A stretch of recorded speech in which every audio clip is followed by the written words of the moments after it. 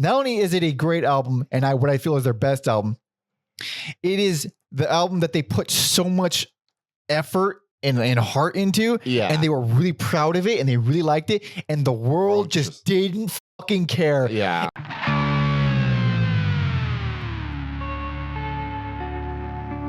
Welcome to Every Album Ever with Mike and Alex. My name is Michael Mansour, and I'm joined as always by my fun, reliable co-host Alexander Volt. Say hello. Hello. This is Every Album Ever, the podcast where we listen to every single album in the world, one artist at a time. That's usually a whole new discography per episode, except for spin-off EAE singles episodes like this one, where I guess we're discussing, what are we discussing today? Our most underrated albums to make up for the most overrated albums. Top 5 most underrated albums that we've covered on the pod in our, 3.5+ year time doing this. The overrated album, well, I'm sure that ruffled some feathers. Yeah. That's okay, because we're not meant to agree in life, all right? That's why wars exist. They exist for a reason. But this one... I bet you guys aren't going to watch this one, though. Probably not, but it's okay. There's plenty of great albums that I would say significantly more great albums that we've discovered on this podcast or talked about on this podcast. And I would argue that there are an insane amount of underrated, of the most underrated albums that we've covered on here. Mm-hmm. So in order to we've narrow, covered a lot of underrated bands, but that's I'd say we covered more underrated bands than underrated albums, yes. Which is the way I narrowed it down to top 5, because this was not easy. Yes. I put a few limitations to make it more concrete. Mm-hmm. I could have chosen a wealth of underrated albums, but I chose ones from bands that at least have one other album that people go to. Yeah, that makes sense. Like something that people know the band or at least acknowledge the band and they have favorites, but these particular albums from these bands get overlooked for whatever reason. I did a similar mythology for similar mythology for absolutely. You mean methodology? Sorry, I like mythology better. Yeah, but I think it's fair. It's a fair way to do it. Yeah. Hell yeah. So I guess if you want to just jump right into it. Sure. Let's start from 5 and work our way up. Let's do it. All right, what you got? Number 5 for me would be the Beastie Boys Mix Up. Interesting. I didn't see that coming, although I should have. Yeah. That was episode 34, I believe. Yes. And unlike other albums on this list where finding it can be kind of hard, this seems to be readily available, but also this feels overlooked. I didn't even know it existed until the episode. Yeah. Yeah. And the wealth of Beastie Boys music, we got this weird instrumental album. Well, not that it's weird, but it's just kind of overlooked. Yeah. And what? Because it's instrumental, but it's like Austin Powers-y. Like, what would you call that?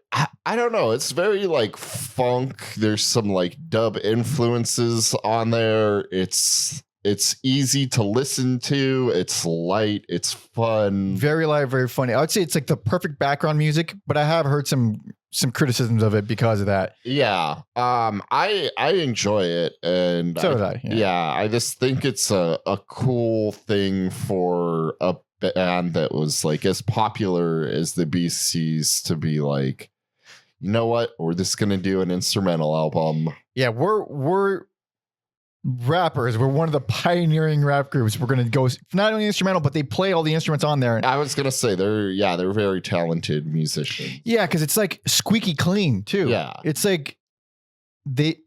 it's completely unexpected. I mean, hence the name, the mix-up. Yeah, I think if this was maybe in the Ill Communication, Hello Nasty era, people would have been more prepared for it, because that feels like there's some jammy elements and more musical driven, but yeah, this is after To the Five Boroughs, where that was kind of a return to rapping and more electronic driven stuff.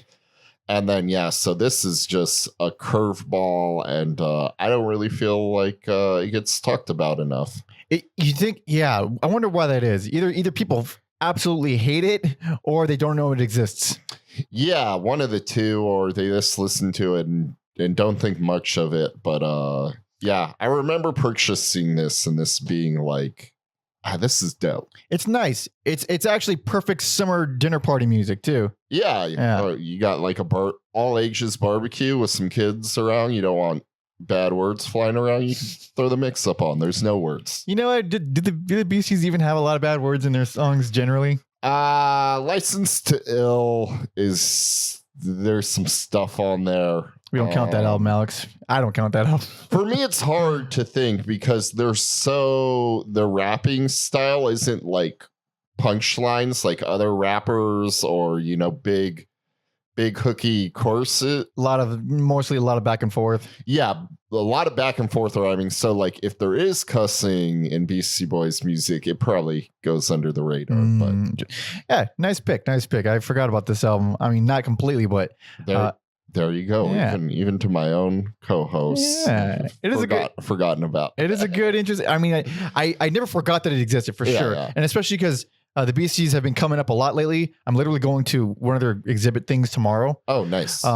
So it keeps coming up. They keep coming up. They were even on our overrated overrated list. But I do love the band a lot. I have a lot of fondness for these guys. My number five, fifth most underrated album. And this one went back and forth between another one that I could talk about for sure, but I went with Honky by the Melvins. There we go. And that is, I mean, with a band as underrated as the Melvins, they're at least respected. They got some staples, some like go-tos. And they have 1,000 albums, all of which we covered. So we covered this one. It was the last album on the first part episode we did on them, which is episode 100. And I had never heard it. It's really hard to find. It's not streaming. And now it's not even on YouTube. It's gone. You have to find it some other way, which is a goddamn shame. Yeah. Glad I own it. Because when I first heard it, I was like, when did it come out? It came out after, was it Stag? That sounds about right. Let me double check. Just guessing. Yeah, it came out after Stag in 97. And that was, I mean, it's the first album they put out after they were dropped by Atlantic. Yeah. You'd expect there to be some goofiness. I mean, there plenty of people like Stag. It was a best by my brother on that episode. It is a cool album, but it is a weird album. I was expecting more of that strange era, that strange Atlantic era of Melvins.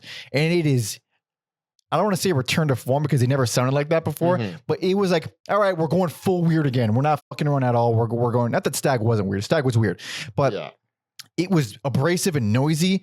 It has shit like Lovely Butterflies on there. It has another song that I'm forgetting the name of it, but just a full on electronic noise piece. It's like a lot of really crazy shit along with some really pretty shit. There's a lot of pretty shit in there. Was that the one with where they do the song with the girl? Which girl? There's like a singing with there's like female vocals on it. Oh yeah. That's the opener. They almost be slaughtered. Yeah.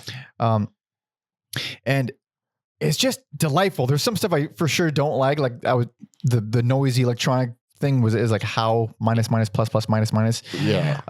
That one's a little hard to sit through. But goddamn, the closer in the Freak Toast, the Bugs Are Dying. That it is just as good as any of their. Anything that when you imagine the Melvins, hard hitting, complicated, it has like the quintessential Melvin style riff. I can't really explain what it is, but you know the band, you know that kind of. It is that song in a nutshell, but it's just completely swept under the rug. I don't know anybody that really talks about this one. It fucking rules, and I wish it was easier to get a hold of. And then plus the zany shit, like Laughing with Lucifer at Satan's Sideshow, like kooky and hilarious. It's super fun, but. In the song, there's like a bunch of samples of I don't know if it's like their manager calling them saying, hey dude, you guys are not selling, you're not doing well. Yeah. Atlantic is not happy or whatever. Yeah. It's just funny shit like that. Plus legitimately good. I mean, like Lovely Butterfly is one that kind of stuck around for a few years, but everything else, I don't really hear any of this stuff come up when you talk about Melvins. No, yeah, they have a lot of albums that are easy to overlook, especially they're like in the more like modern era. It's so crazy because like I had to check my like 2010 is a long time ago. It is now a long time ago, and this is even longer. This is many. It's like 25 years ago. But yeah, in this like arguably like their most popular time, I guess. Yeah, off the heels of Atlantic and all that. Yeah, it gets overlooked. It does. Yeah. So that's why I think y'all, if you're a Melvins fan and you haven't heard it, you must. You must. All right, you know what time it is, you hairy fucks. Manscaped is now selling beard products. That's right. They're once again revolutionizing men's grooming with the brand new Beard Hedger Pro Kit. From beard trim to a fresh shave, the technology behind the Beard Hedger Pro Kit allows you to shape your signature beard look. Now you can finally use Manscaped products to make your drapes match your carpets by going to manscaped.com and using code EAE for 20% off and free shipping. Don't let the bushy, grizzled, bearded man in front of you discourage you. I, in fact, believe it or not, shave quite often. And I do this with Manscaped's Beard Hedger, and I am not going back. It is the most, and I mean this, the most convenient piece of grooming equipment that I own and use. It's got 20 guard lengths with one guard. I mean, it sounds like not that big a deal, but I'm a fucking psychopath. And I swear, every time I went to shave, literally every time for the past, how old am I? Long time, years, I jumble through my little fucking bag with all the guards, trying to just find anything. It's a nightmare. I fucking hate it. I'm neurotic and I like things organized and simple and neat. So this has just changed everything. I'm not going back. I'm not using another razor ever again. It's just so convenient. And also, I don't like shaving with a fucking whatever the fuck to the face. I don't like the face. I don't like the smooth. I don't like smooth. I've never liked having a smooth face. Sure, I can't grow a beard, but I also don't like fully clean shaven. It feels weird and naked. I always have stubble, and I always like to have a right amount of stubble. All right. So it's brilliant. All right. And also, I recently decided to take it in the shower with me out of pure time saving factor. That's the right way to put that. And it was a dream. I'm never going back. Use it in the fucking shower. The hairs on your face will be softer because of the hot water. It's oh God. Not only is it way easier on your face to shave it in the shower, but there's no mess. All right. I don't think I need to tell you fuckers that. You probably all got little tiny hairs all over your sinks right now. But the Pro Kit doesn't end there. They have created 4 dermatologist tested formulations for your post-trim care. First is the beard shampoo and conditioner. You need to remember all your hair is different. Your beard hair is more coarse and easier to damage than the hair on your head. That's why the kit has made shampoo and conditioner specially designed to moisturize, reduce ingrown hairs, replace natural oils, and promote beard health. Next, the kit has Manscaped's Beard Oil, an essential piece for your main facial accessory. No one wants a guy whose beard is brittle and dry. The oil relieves dryness both on the beard and the skin beneath, while adding a little shimmer and shine, making you look extra goddamn fine. Cap off the kit with the Beard Balm, a pomade that shapes, styles, and moisturizes. Intended for a sculpted look to attract any fellows or dames. The Beard Pro Kit also comes with 3 free gifts, a beard brush, comb, and scissors to ensure your beard is ready to impress. So get 20% off and free shipping with the code EAE at manscaped.com. That's 20% off with free shipping at manscaped.com and use code EAE. Manscaped Beard Hedger, 1 stroke, 1 guard, 20 lengths, 1 massive hog. All right, where were we? Anyway, next. Number 4. History has kind of course corrected this album, but I still feel like it's underrated.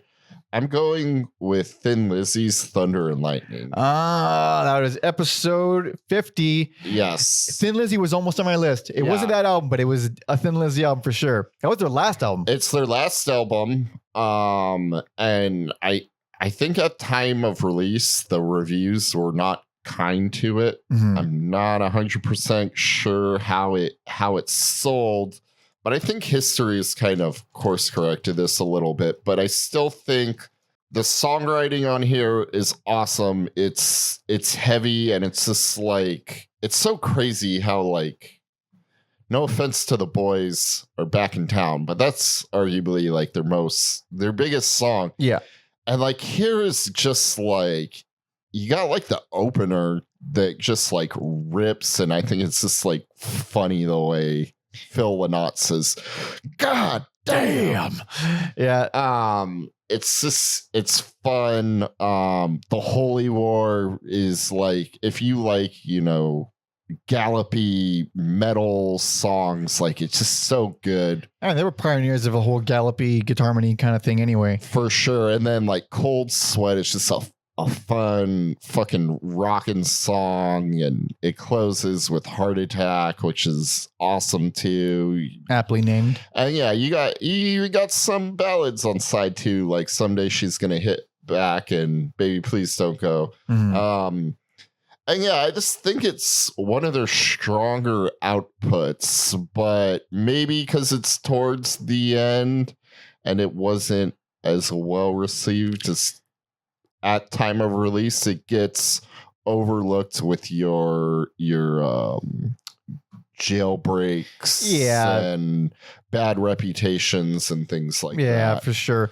Not to mention it came after, if it was following Renegade, which is arguably one of their worst fucking albums. I don't know if which one I gave worst to, I forget, but Renegade was, I think you gave worst to Renegade. Maybe. No, you gave worst to Nightlife, I think. Or was it Fighting? I think it might have been Fighting. I think you gave worst to Fighting. I think I gave worst to Renegade. Yeah. Either way, it's not great. And then Thunder and Lightning is like legitimately good. It's an uninspected album, and especially a long discography and career easily swept under the rug. It's easy to assume that the last album is going to be the worst. Yeah. And especially with big discographies. Also, I think like we're not like in the mid 80s yet, but I feel like the 80s bands were going sleeker, and this is like one of their grittiest outputs. It's gritty, but it is sleek when it comes to the solos. I think the solos were shinier than ever on that album. Okay. Pretty shreddy. The title track and Cold Sweat are just fucking good grit and it is heavy shit. I mean, it's their only like we can probably classify as a heavy metal album from the band period. Like even though they always did fuck around with the harmony, Iron Maiden kind of stuff. Yeah, Jailbreak and Bad Reputation gets close, but they always like broke it up with like ballads, or not just like, ballads, but Thin Lizzy ballads, or like a specific thing. They're very unique. They're not like normal. No, I like them much better. Yeah, I have a strong. Romeo. I have such a fondness for this band. I don't love everything they've done, but goddamn, I do think their good shit is amazing. They're one of the most underrated, beloved bands. Underrated, like classic rock bands. I do think they deserve to like be talked about in the same vein as the quote unquote greats, but they seem to get reduced to like that B level classic rock act, and it's because they're Irish and no other reason, as far as I know. My number where's my mouse? Number 4. My number 4. That one was on episode 138, and that's "See You on the Other Side" by Mercury Rev. Oh shit! That was I believe their best album. It's my favorite album by them. Where is it? And this, so that was a pretty decent sized discography. They have a lot of good albums. Lengthy albums for the most part. They're not too bad, but it's a band that it's not a band that's gonna win everybody over. Mm-hmm. You kind of have to be into that Flaming Lips style of indie or whatever it is. But they have a lot of good albums. A lot of them I think can contend for a best, but a lot of the attention seems to be on Deserter Songs, which is the album that came out after See You on the Other Side. See You on the Other Side, because See You on the Other Side almost broke the band up because of how poorly it was received.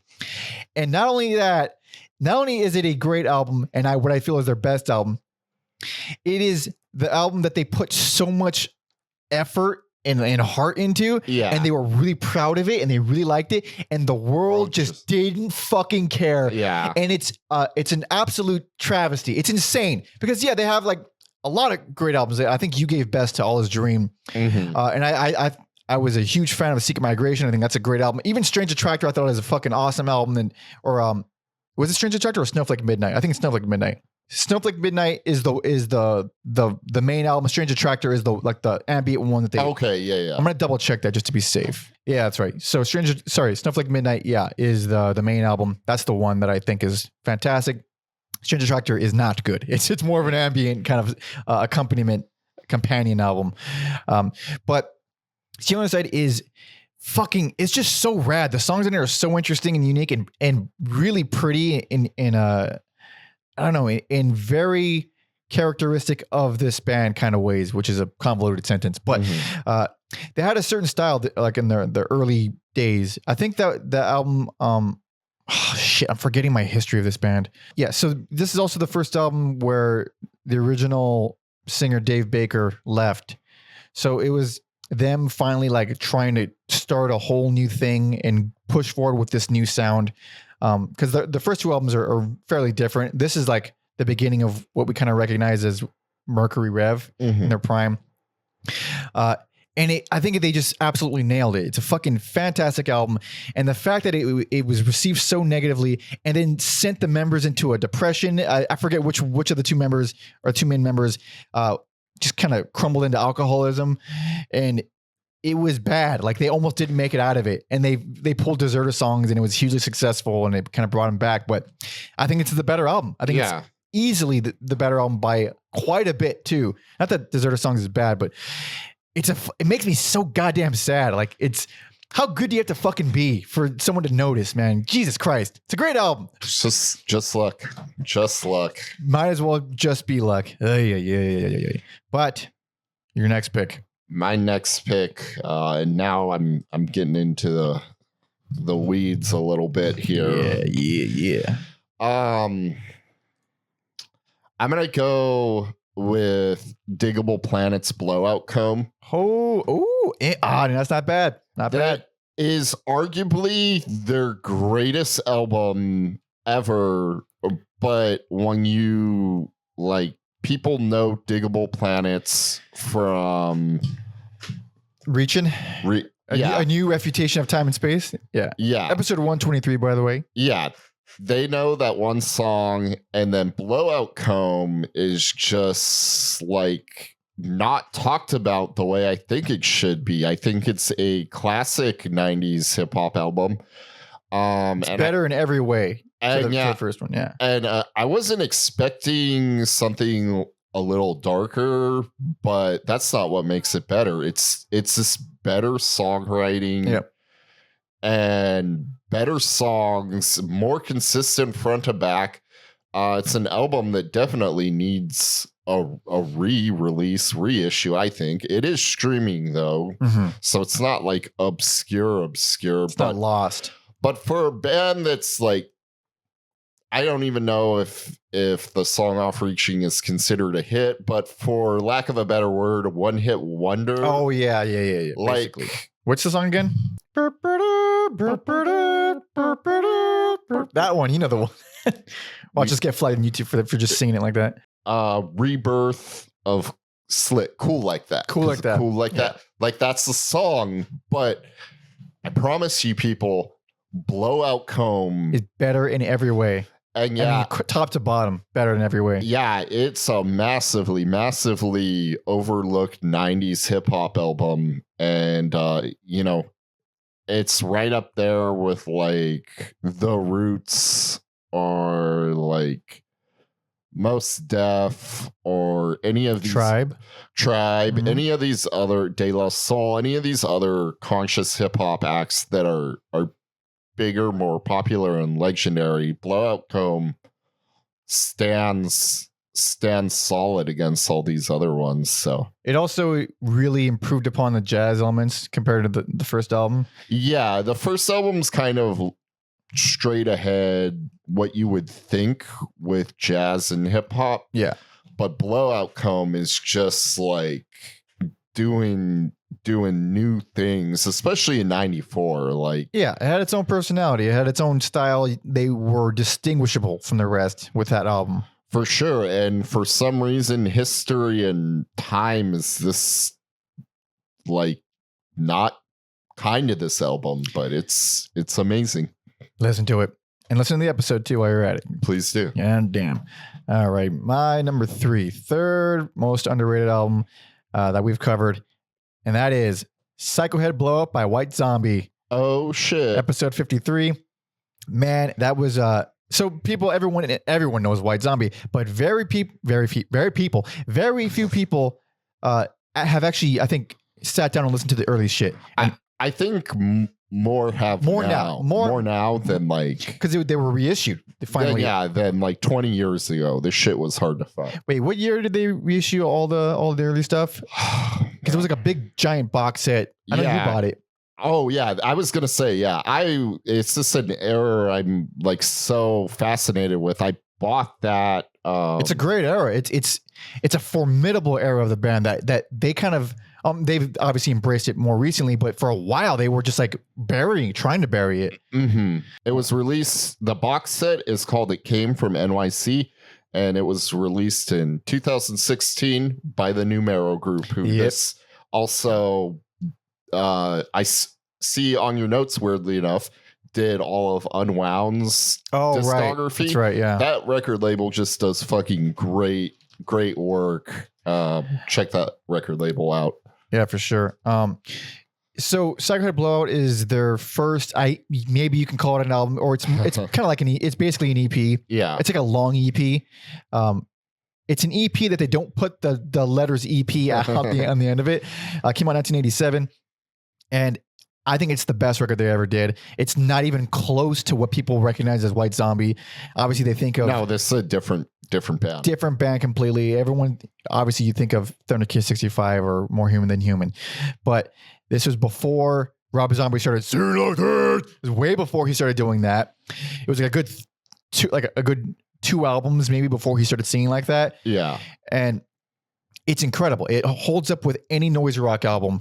It's so fucking fascinating. It's put together like a beast. It's raw and gritty as shit. It's not recorded the best because of the era and just the type of band that they were. It's chaotic, and it's I think the most inventive, creative songs they've ever done. And that's including Soul Crusher, which is like the one people go to more because it's a full length. They were still kind of noise rock and weird. I think that one was before all the reissues, was also like slightly easier to get your hands on for some reason. I think so. It was, it was, I don't know. That one didn't, I know you didn't like it. I wasn't too big on it. I think it was fine, but it was just kind of crazy. And, I don't know. It just felt like any other noise rock album, but Psycho Head Blowout was, oh man, I like it almost as much as any other Jesus Lizard type of thing. Sure. And those were like their peers when they started. Yeah, along with like Swans. I mean, New York noise, New York in the rock, 80s. Yeah. Some people call it pig fuck, although it's like a really obscure term. Even fans of what would be considered pig fuck don't even know the term. So it's like, I don't even know where it came from, but Scratch Us was considered pig fuck. I think this era of White Zombie, early Swans. Look, it's already a form of music that's pretty inaccessible. I don't think it needs the label pig fuck thrown on top of it. Listen, does it not make perfect sense though? I think it does. Yeah.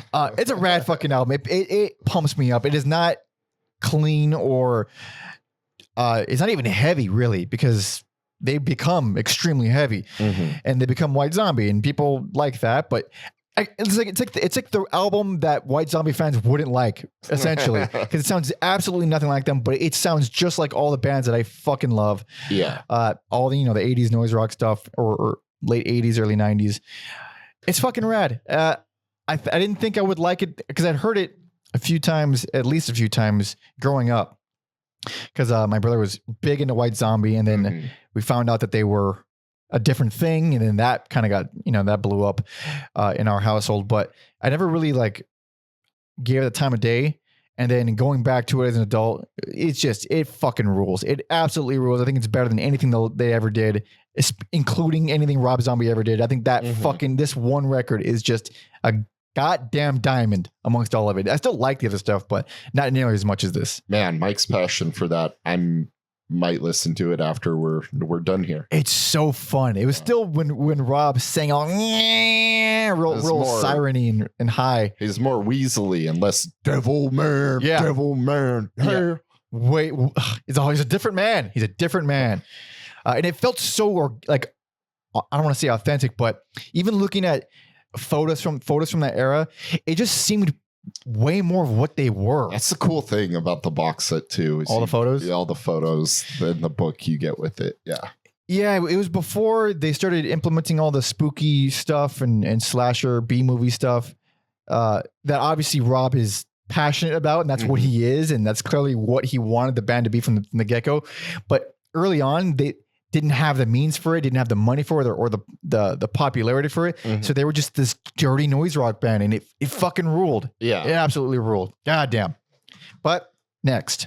My second pick, probably no surprise to Mike, but I'm gonna go with X's Hey Zeus. Hey Zeus. Yep. It's a fucking solid album that is not streaming. Probably hasn't even gotten a reissue. I don't believe it has. And yeah, so it just gets lost in this band that has a great discography. Episode 14, by the way, was our first video episode. I'm getting a theme with myself here where bands very last. Well, they recorded a new album, which we also covered. Alphabet Land, which came out like 2020 or something.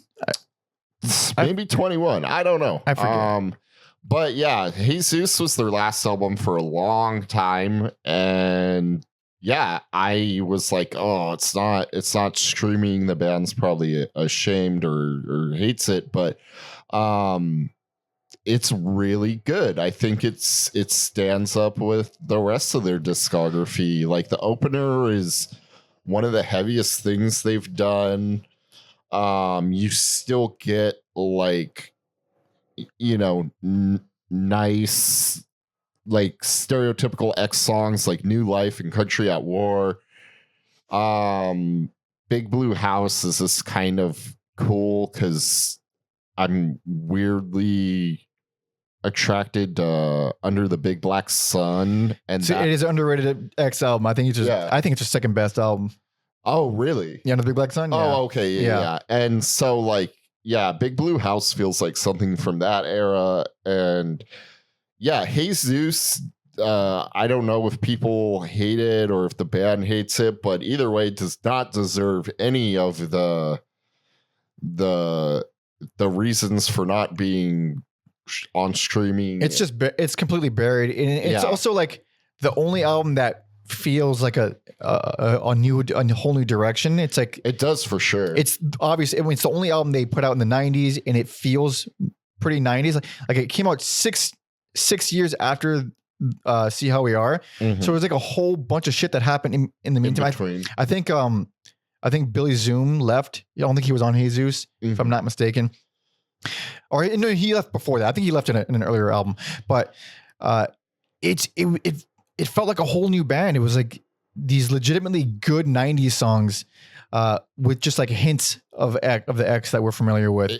It's one of those albums where like in spite of everything, the Gap and not having Billy Zoom, like it fucking works. It's good. And that's part of the reasons we started this podcast is like, these albums no one talks about, and how do they hold up with, an album like Los Angeles or Wild Gift? And obviously those are classics, but I do not think this is worth avoiding at all. Like, I think... Yeah, they have worst albums for sure, and that for sure is more fun in the New World.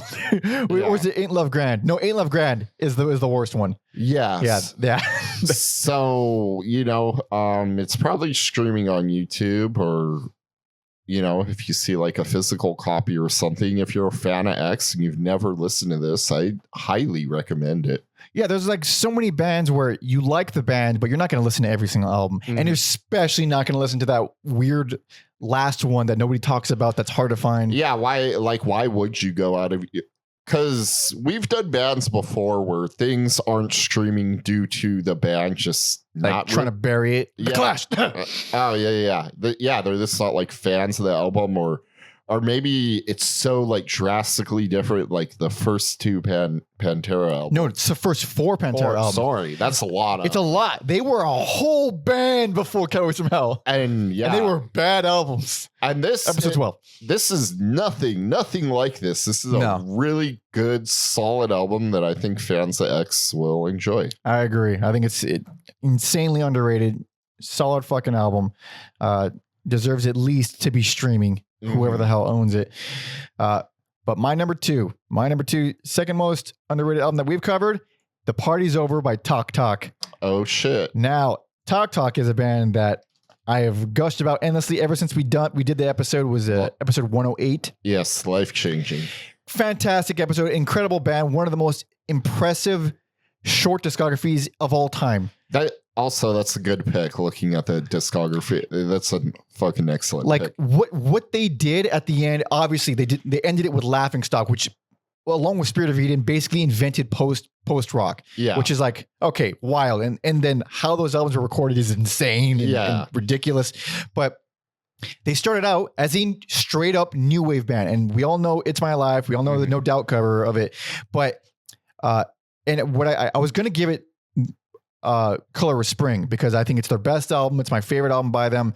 And I think it's like a perfect blending of all the things that they did. It's a brilliant album. And I don't feel like it gets talked about when you compare it to the last 2 albums or It's My Life, which has all like the famous song on it. But Color of Spring was pretty well received. It did very well, and it's why they were able to make Spirit of Eden. Yeah. The Party's Over, on the other hand, is a fucking fantastic new wave album that no one talks about. That's true, yeah. And I don't even know why. It's incredible. Yeah. In terms of just straightforward new wave albums, it's hard to match that one. It's fun from what I remember. It's super fun. I think you gave your personal favorite, if I'm remembering correctly. Yeah. Every song rules. It's fun as hell. It's goofy and silly and new wavy and kind of silly and honestly a little stupid, and maybe it hasn't aged that well. But the songs, they were that good songwriters even at the very beginning. Oh, for sure. So like they kept growing and progressing and expanding and eventually inventing a whole new genre. But I think that's why it's so easy to just forget that they were always good. This band was always fucking good.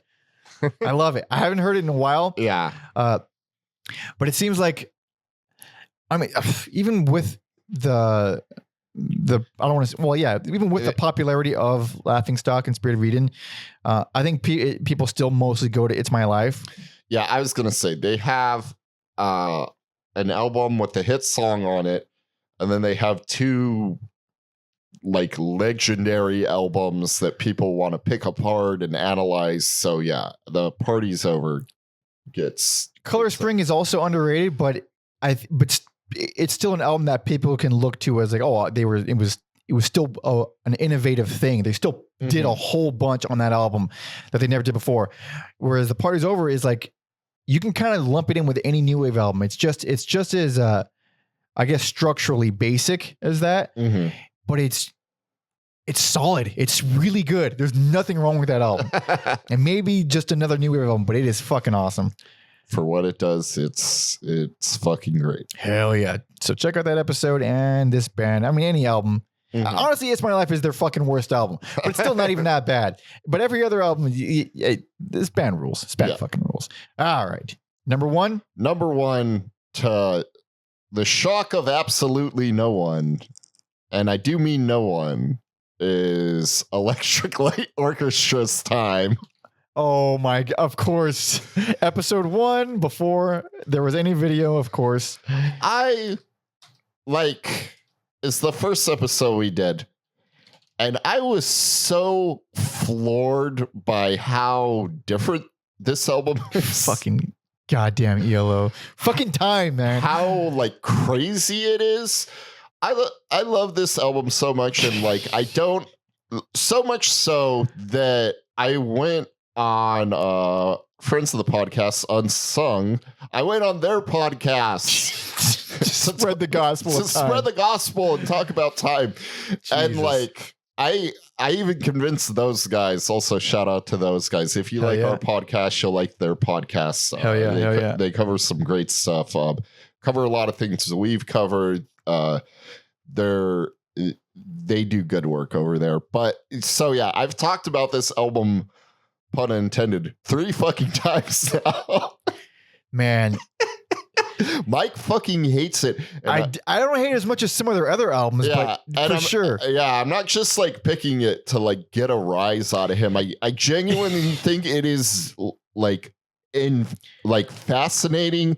It's very electronic driven. I don't think it sounds like any other ELO album because you have like the prog era, you have the classic era, you have this boring like blues driven Jeff Lynne's ELO era, and this is just a concept album that like people have recognized, but I still don't think it's like, you know, not talked about the way their other albums are.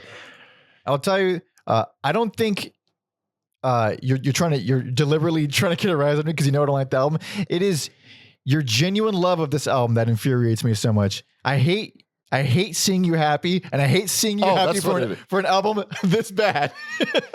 No, it's crazy. Like when I did the Unsung podcast, they pointed out how like they want to go as far as to compare this one song specifically to, which is Another Heart Breaks, where that is like an Air song, the band Air. Yeah. That is like an Air song before its Air existed, and then they went so far as to like compare it to like the Walker's brother, the electrician. Oh, that's wild. They were like, obviously the electrician is a crazy thing. Episode 126, by the way, Walker Brothers. But yeah, they're really doing a lot of different stuff, and I think it was misunderstood at the time. Some artists have come out and been like, no, this album does actually rule. But I think, you know, if you went to like a Jeff Lynne concert, I don't think a lot of people there would be stoked if he played stuff off this album. I don't think so. Well, also because there are 1,000 incredible ELO songs that they're there to see.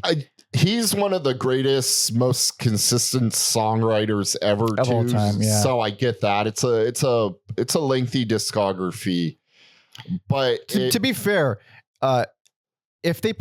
if Jeff Lynne played anything from the first album live, everyone would be pissed off, and I would be jizzing in my pants.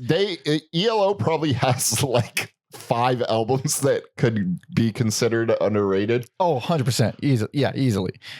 They do have 1 million albums. But yeah, I think if you're a fan of electronic music, if you're a fan of weird music or like zany music, like this, you need to listen to this album. It is not their worst album. I will I should go back to it because it's been years since I've heard it. Yeah. Obviously. And back then it was our first episode, and it's like one of those things where even though it was the first episode, it's like the only episode that we have where it sounds different than all the other episodes. Mm-hmm. Like the format wasn't completely ironed out. The music audio sounds really bad.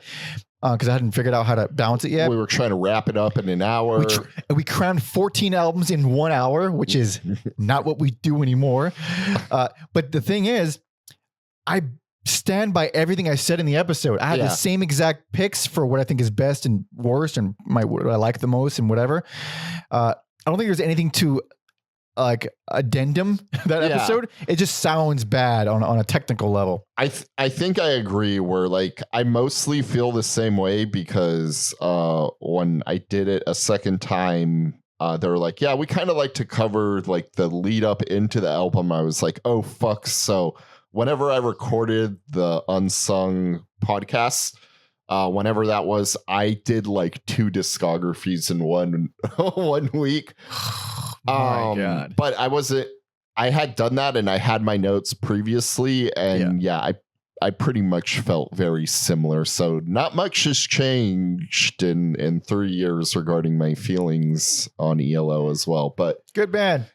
Good freaking band. Great band. This, like, specifically, it has more in common with like 80s new wave stuff than for sure classic rock or classic ELO. 100%. But there's still a lot of big like string production. This is still an orchestra. Time and again, now, you bombard me with this fucking album. What time? It's time. Oh Lord.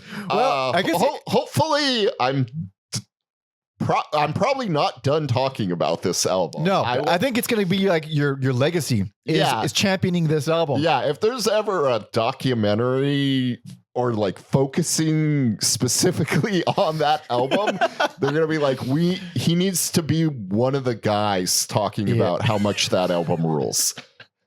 You're going to scream it from the rooftops. I practically have 3 times now. So yeah. Oh, Jesus Christ. Well, my number one, and it wasn't easy. I can give a lot of things number one, but this one, I think I stand by this one, and it is with the opposite of ELO, where if I can go back and redo this episode, I have a very different picks. Oh shit. And that number one, Duty Now and For the Future by Devo. Oh shit. Episode 3. Yeah. It's Devo's second album. It is the one that gets completely forgotten in between Are We Not Men and Freedom of Choice. And I think, so I gave it personal favorite and I gave Freedom of Choice best. And I don't know for sure, but I think these days I would probably give this best as well. God damn. This is one of the most underrated albums of all time. I cannot believe that it doesn't get talked about in the same prestige as at least Are We Not Men? Because it takes, so Are We Not Men is basically like a punk album with some wackiness to it, a little bit of wackiness, but there's a lot of like straightforward. The opener alone, Uncontrollable Urge, is like a straightforward, 70s punk song, along with some of the like Gut Feeling is a little bit more on the epic side, but still, it's not a weird song. I mean, Duty Now For the Future. I said Duty Now and For the Future because I'm an idiot. The songs on this album are what I think Devo pitched themselves as. Yeah. Like these strange, robot-inspired, goofy, we're bringing electronic into rock. Freedom of Choice was way more, we're just going to add a bunch of synths and keys, and it's going to be very dancey. Even though it's a great album, this one is complicated rock songs with a ton of electronic elements. And I don't know any other albums like it. There's so many fascinating, weird, quirky songs on here that they don't really fuck with too much. Like an easy one is Swelling Itching Brain, which is a good ass song. Great song, but it's also there are very few songs like it in their entire discography because it all revolves around a descending chromatic scale, just half steps going downward, and then eventually going upward. So it's just chromatic scale down and then a chromatic scale up. Simple, stupid, nothing. But then they start adding in these weird twisted layers, and all of a sudden it's this really nauseous sounding song. And not to mention, it's really driving and catchy, and it repeats a million times. So all of a sudden, this weird, unusual, twisted, nauseating song is stuck in your head. It's fascinating. And then you get another song like Timing X, where it's instrumental, but it's basically a prog punk electronic song. Yeah. It's fucking awesome. Every song is strange and unusual in its own way. And it's the only, in my eyes, in my heart, it's like the only true Devo album, because Whip It is like a new wavy dance song. It's a good song. I like the song a lot, but it's like, all right, it's clearly made for an 80s audience. And then Are We Not Men? It's okay. This is just a late 70s punk album with some quirks. Duty Now For the Future, or I keep adding the word and. Duty Now For the Future is unlike any other. It's highly, highly underrated. If you like Devo at all, even if you don't like Devo, this album is fucking incredible.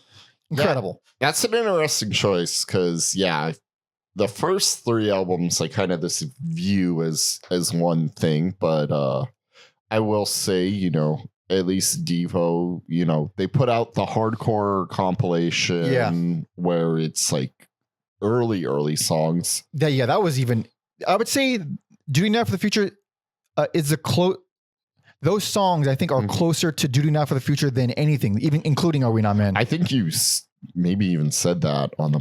Maybe. It has been a while. It's been a real long while. It was episode 3. There's no video for that one. But yeah, I'm a fan of like Pop Devo, whatever. But Pop Devo is cool. Yeah, I have no problem with it. Like I said, Freedom of Choice I still think is really good, and there's a good argument for it being best. I certainly gave that argument on the episode. But in terms of being a truly brilliant, unique thing that no one else did, Duty Now for the Future is untouched. I mean, like I still can't think of another album that sounds like it. It's so fucking good. Less accessible for damn sure. Way less accessible than any of their good albums. There is one. Oh, I would say maybe early Ecstasy. Yep, that's close. That is close. That is some like wacky. They almost made my list too. That is some wacky stuff I almost forgot about because I did not have fun towards the end. It was a long discography, but I do remember it fondly, and they were real close to making the list. Yeah. Their early stuff is very good, close to Devo, but not exactly. Yeah, it's close. Their early stuff felt more on the post-punk side. Yeah, they're doing weird electronic stuff with punk stuff. They are, but something about this era of Devo that was unlike anyone else. Because they were like really trying to be something different. They taped a fucking big muff to their guitar kind of shit, and they wore the outfits and they danced like idiots, like, and then the hats, of course. Performed on treadmills, yeah. Performed on treadmills. Fun fucking band. Real rough end of. I mean, from the 5th album onward, it's pretty bad. It's like, yeah, they have 2 albums that I'm like, I get why those aren't streaming. Both of those are truly horrific, and it's not even their only horrific albums. They have some unbelievably abysmal albums. And like some of Devo's albums are up there with the worst albums we've ever covered. For sure. That is that's a bold statement. You tell me Shout isn't up there with one of the worst albums we've ever covered? It might be, but it's been so long. I can't say with confidence. Even, I forget which member, they were like, I don't like talking about this era of the band. It's too dark. It's too upsetting. Because I think that's when they fell in love with some synthesizer and they stopped writing together. Yeah. Feels the organic component of the band goes away. 100%. But I still think it's one of the most underrated albums of all time, and the most underrated that we've covered. But what do you think? Do you agree with these? Have you even heard these albums? What's your most? Your underrated albums. And not on the podcast or even not on the podcast. We can't cover every band, although we are trying. Hence the name. That's the name. But leave your picks for all that and all that. And yeah, I guess let's wrap it up. That was a nice, fun little dip down memory lane. Yes, sir. So thanks so much for watching and listening and hanging out. And like the video if you like it. Subscribe if you want to hang out longer. Talk some shit in the comments. Yeah, of course, leave your picks for most underrated albums of all time and all the bands that you like and whatever. You can find me on all social media at Panda Monkey, and you can find Alex on Instagram at Every Album Alex. Yeah. Don't forget to follow our history guy Tom Osman at Tom Osman Sounds, where he usually digs up a bunch of dirt for us on our bigger episodes. I mean, I guess that's man. Yeah, that's nice, clean episode. Did we do a closing track for our overrated albums? I don't remember. I don't think we did. Why would we? Why would we? And for this one, there's too many to pick from. We're just gonna sign off. We'll be back next week with a full ass discography, and that'll be enough. Yes. So until then, thank you so much for listening and watching. See ya later.